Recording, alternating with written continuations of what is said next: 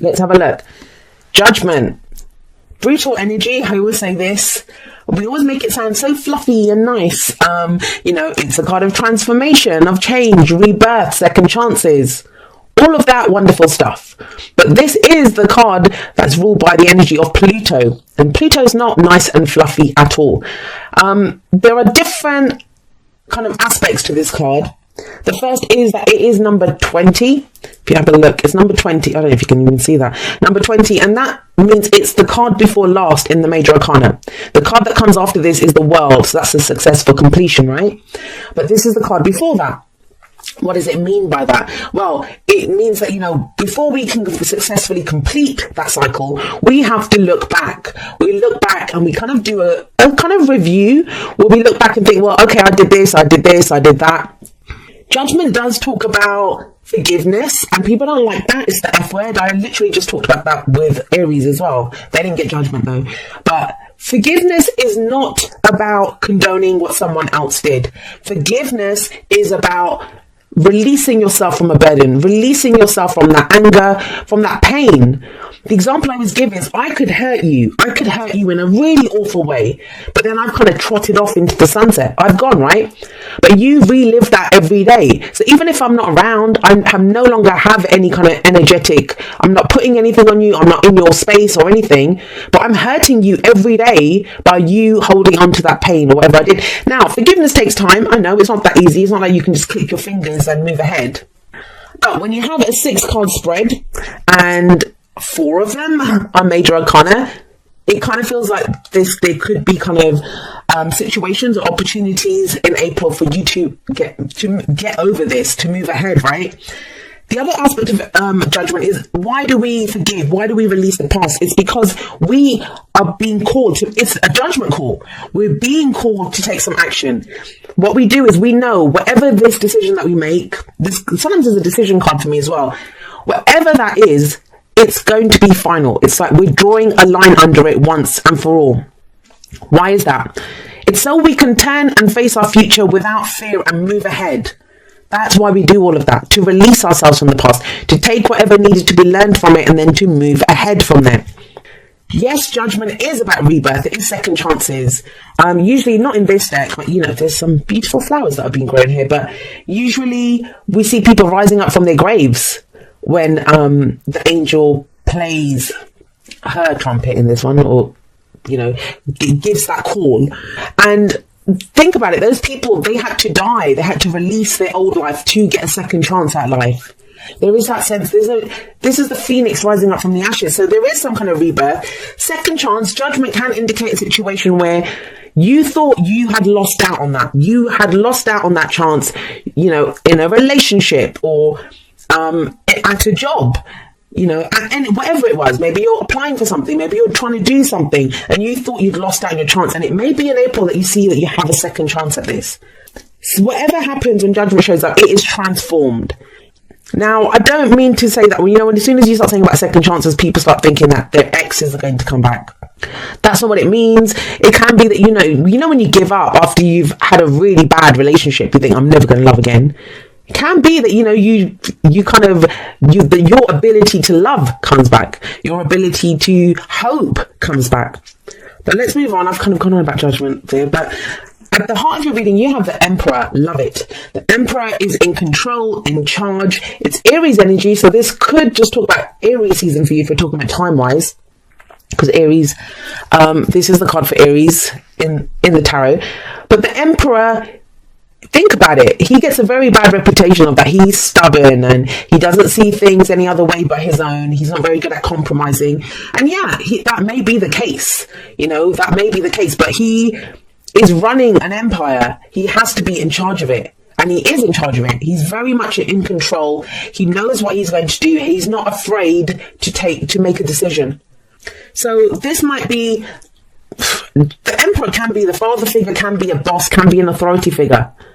So for some of you, I am seeing that this might be an opportunity for you if you were looking for a promotion or, to move up within your company. You get that because the Emperor is about a boss. Or maybe you thought your boss kind of didn't like you or you'd messed up, but you get a second chance at something. Now, if it's generally speaking, across the board in your life, you feel more in control in April. Like you're getting to a place where you feel more in control. You can let go of this stuff that's happened in the past. You are being transformed into this. And you have an interesting energy coming up in the past. We have the Three of Cups. Now, we were talking here about second chances and about exes coming back and that kind of thing. For some of you, you already reunited with someone. Maybe someone came back, or, you were thinking about reuniting with someone, because the Three of Cups is a kind of reunion for me. For others of you, this does normally talk about our networks of support, the people that we love and support and that love and support us. So it can be our social networks, it can be, the clients that we network with, anything that the people that we you have a look here, these three ladies are sitting around, chit-chattering, networking, socializing. That's the energy of this. But there's a kind of very solo energy here. And I don't mean being alone. It's almost like you might have given support and help to other people, or even needed it yourself, but now you're ready to go forward into a much more kind of solid, this is what I'm going to do energy. Sometimes I get here, especially when we get the Emperor here, that other people might be trying to urge us for our own good, like don't do that, don't do this, that it won't be fair, and they're doing it out of love, but what they're actually doing is holding us back. And it may be you, Taurus, that has been doing that to other people, or people have been doing that to you. But not with the Emperor here. The Emperor doesn't care about any of that. He's just going to stand up and do what he wants, my way or the highway, right? And where does that lead? Well, we have the Hanged Man coming up in the present. So as you start April, or, going into April, this might be the energy where you kind of feel like nothing's changing, nothing's shifting. The Hanged Man, it's a card of surrender. It's a card of sacrifice. We sometimes have to give up things when the Hanged Man shows up. I feel for some of you, especially with Judgment, that is a very spiritual combination for me anyway. When we're doing that review, when we're figuring out what it is that we want from the future and what we're releasing, the forgiveness. And sometimes we have to forgive ourselves. It's not even other people that we have to forgive. We have to forgive ourselves. So what I'm getting here is, especially for those of you that it feels, within a group dynamic or to do with some kind of reunion, if you feel like you've not acted in the best way, always understand that you did the best that you could with what you knew at the time. But this is about letting go of any of that, whoever it is that you need to forgive. And the Hanged Man talks about a change of perspective, that things are going to get moving again very soon, very quickly. But first, there must be a change of perspective. And it comes from looking back. It comes from whatever it is, this thing is that you've kind of given up on. But it's saying there is a second chance available here, but it may not play out in exactly the way that you think. Because, the Emperor's great. He's in control. He's in charge. But remember, he only knows how to do things his way. One way he only knows how to do them.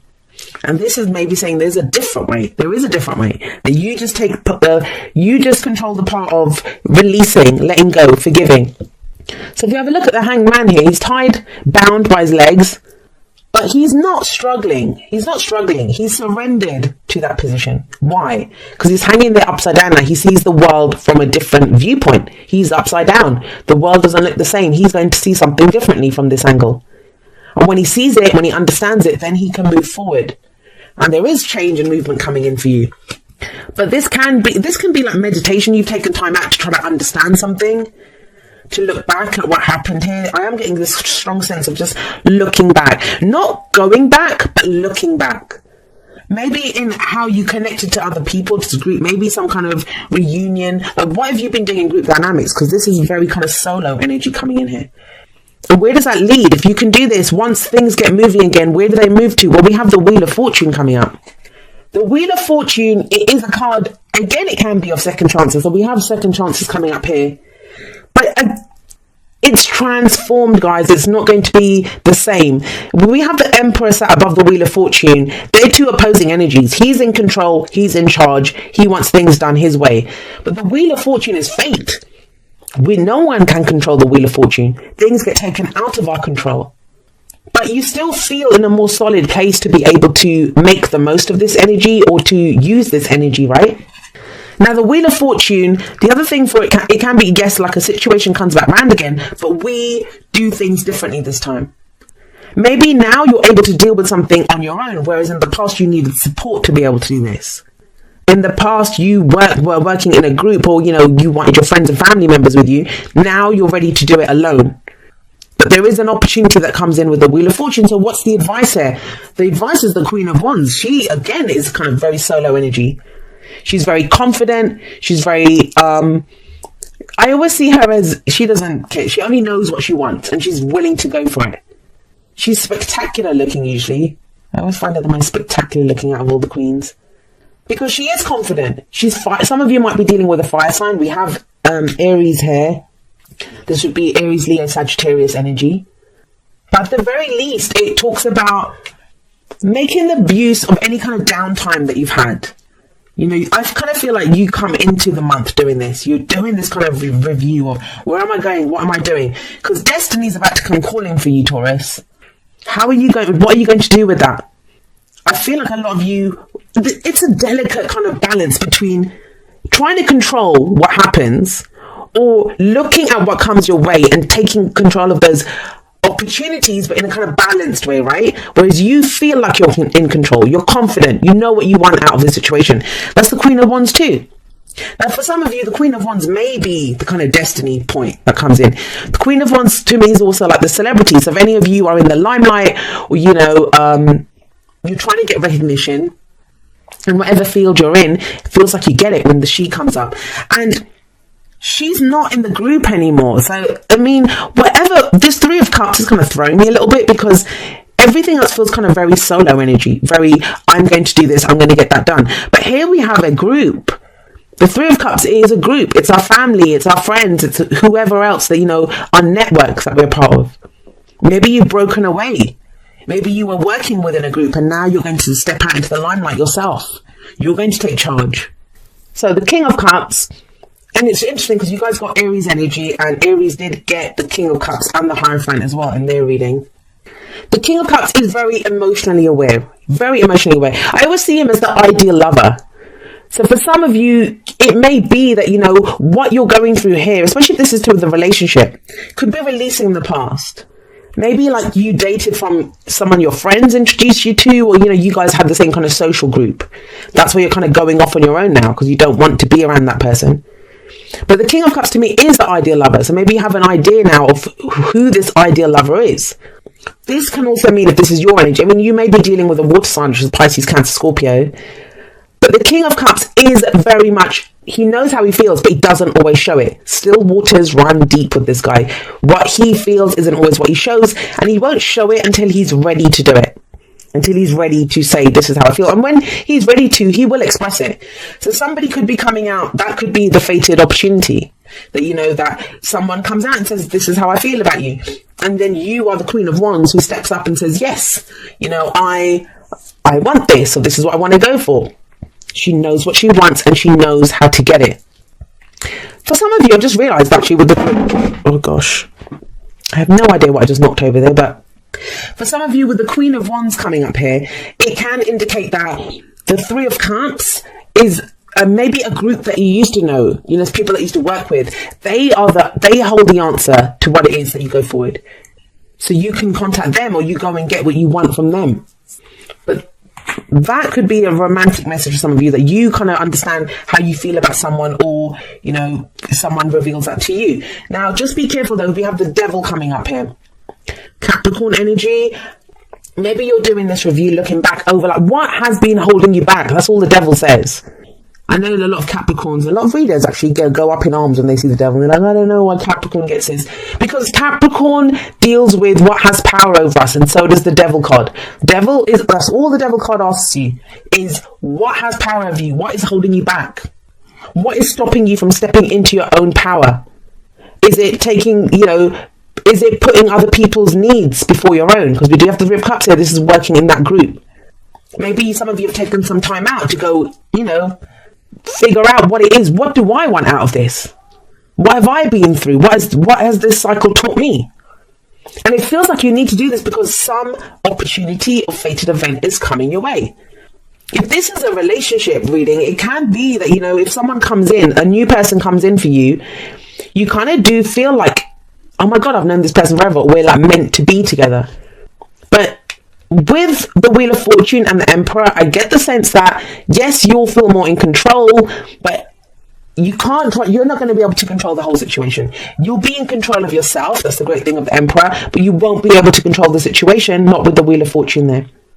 The Devil does say, it's a card of, can be codependency, addictions, old behavioral patterns that come up. When we're unsure, that's when we go back. It's temptation, especially here when you see her holding the apple. What are you being tempted by? Because you might be headed towards, or you might have a realization. Sometimes it happens like that, right? You make a decision, you have a new perspective, and then some old situation comes up. You know how it is. Like, I'm done with that person. I'm never going back. And then they come back and say all the right things. But you've made a decision. So what do? Are you going to get tempted back into an old situation? And then we have the Hierophant. The Hierophant, it's, like I said, the card for Taurus. But this is about, what do we conform to? What are the stories that you follow? What are the traditions that you follow? And who dictated those to you? Who decided those for you? This can be a card of commitment. So some of you might be recommitting to a situation that was kind of emotionally kind of fun in the past, but now you're fully committed to it. And it's almost like you're so confident that you want this. There's two cards of amazing confidence here. So I'm not worried. Whatever the situation that comes along, I know this downtime that you have, that is what clears it for you. That is what allows you to understand what you've gone through, how much power it's given you, and that you can deal with whatever comes up. The Wheel of Fortune is the Wheel of Fortune is a card that talks about a change in your luck. I know people see it as a good luck card. It can be, but it's more like a change in your luck. So you are given new opportunities, right? So we have calling in your soulmate. Your prayers, affirmations, and visualizations help bring you together. Is that what you've been doing? Is that what you've been looking back at? Because there is this kind of, but it's coming up as the foundation. So I don't know if this is a situation that kind of keeps coming back round again. But if you are trying to call in your soulmate, and by soulmate I just mean, a life partner, someone that you want to be in a relationship with, because this is romance angels, then yeah, it looks like that's happening. But it happens through this contemplation, through this review, through releasing. Devil, what's holding you back? Releasing that, and then you can commit. Listen with your heart. You are listening to what is being said to you, but need to listen with a loving heart. That might be because you're dealing with a King of Cups type. They don't always, like I said, he doesn't always say what is going on with him. He won't always say it. And it may be, like, especially the Emperor, if he only knows how to do things his own way, if he only has, and a lot of us do that, we have our own idea of what love is. We have our own idea of, well, when I love someone, I do this, this, this. And other people don't love the same way we love. Someone may be trying to tell us something or do something that we just don't understand. We're trying to, we only know how to do things our own way, like the Emperor. So listen with your heart is what it says. How does it feel? He knows how he feels. So this is very much like the Hanged Man for me. When you're feeling overwhelmed, if you don't know what's going on, take a moment to center yourself. You can see this person kind of floating around, meditating. I kind of get the sense that there's more going on here. It may be a kind of quiet start. I mean, the fire and the fireworks don't start until the Queen of Wands comes in. But this kind of, you are being prepared for destiny. Destiny is coming and calling for you, Taurus. But it kind of feels like you guys are getting your house in order before this comes in. A change in perspective. I'd be very surprised if you guys are the same, like, come May, come your own season. And yeah, Aries is your 12th house. That's going to be about your spirituality, your spiritual beliefs, that all that unseen stuff that's going on. Your fears, your doubts, all of that. But you don't even have any of that. This is about you stepping up and being in control. Kind of very solo energy, but not lonely energy. Not being it's self-empowered energy that seems to be coming up for you guys. Okay, well. There is a balance between activity and rest, ebb and flow. You can't have one without the other. If you are faced with an obstacle right now, the best course is surrender and non-resistance. Soon enough, you'll see how easy it is to flow around it. Now is one of those times when you must trust the river of your life, go with the flow, and in no time you'll reach what you have your heart and hope set on. Just remember, spirit will keep your head above water and will direct the currents. When it's time for a greater effort, you'll know exactly when you'll need to work those manifesting muscles, and wands are that's manifestation energy. It can be challenging to master the flow cycles of your life, but as you develop your skills, affluence will be yours. Enjoy the flow and trust those currents, for we're right there with you with our little umbrella drinks, smiling at your success. Love you so very much. And it is about surrendering. Like I said, you guys seem to be like getting your house in order for this. A lot of you might even be able to sense this is coming. And that's when I kind of talked about this recently in a podcast I did. Sometimes we can sense that things are coming our way. We can sense that they're coming. Like everything's about to change. And that can be frightening. So we can dig our heels in sometimes. Saying, no, I don't want to do that. Or other times we can say, okay, well, what's led up to this? Where am I right now? And so when this opportunity comes knocking at our door, we can, commit to it fully. Go ahead with it. See what we want and then go for it with confidence.